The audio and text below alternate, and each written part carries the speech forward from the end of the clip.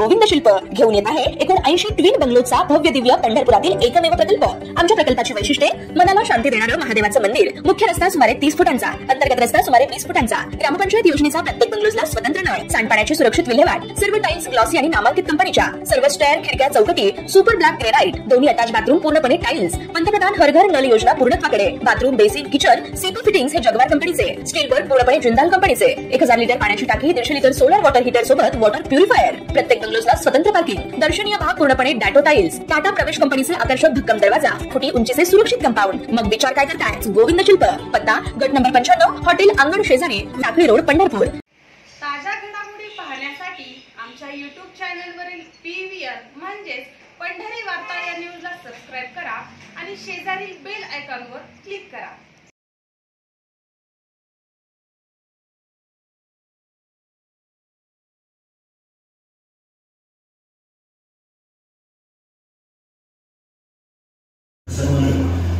उपयुक्त असलेले आमचे सहकारी साहेब इतर सर्वांची नावं प्रमुख भोडीदारी मंडळी तरुण या कार्यक्रमानिमित्त त्याची खरेदीचा फोन आला आणि शेवटी भोरी काय आम्ही घरच्यासारखंच आजपर्यंत प्रयोग करत आलेलो आहे।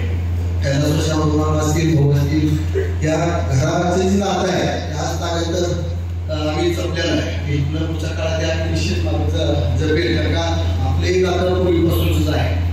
तर या कार्यक्रमाला येणं आमचं कर्तव्य म्हणून आम्ही पोहोचलेलं आहे आणि इथं पुढच्या काळात गणिताला निरोप असू आणि नसू 100% या अशा कार्यक्रमाला उपस्थित राहिलं आहे आणि आपण इथं बोलून आमचा मान सन्मान केला आणि या निमित्ताने एवढं सांगायचं आहे की बापू असताना बापूला खरं गुरुस्थानी मानलं।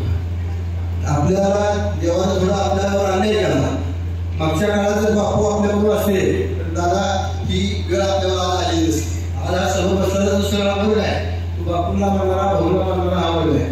आपल्याला काही अडचणी आल्या जरी असतील तर भविष्य काळात निश्चित अडचणी निघतील ते आपण जे ठेवूनच मीठ पाऊल वाटवून चालत आहे तसंच आपणही चालावी। अडचणी या प्रत्येकाला असतात म्हणून पुण्य हे काही कमी नाही दादा, आपल्याला ही पुण्य हे निश्चितच तसं बघायला गेलं तर विठ्ठलाच आपल्याला आशीर्वाद चालेल, त्यातून मार्ग निश्चित निघणार आहे। त्यासाठी आपण सर्वजण मिळून काम करूया आणि मामा दादा आणि प्रसन्न यांनी या कार्यक्रमाला दिला त्याबद्दल मी आभार मानतो आणि आम्हाला परत एकदा आभार मानून माहिती देऊ शकतो थांबतो।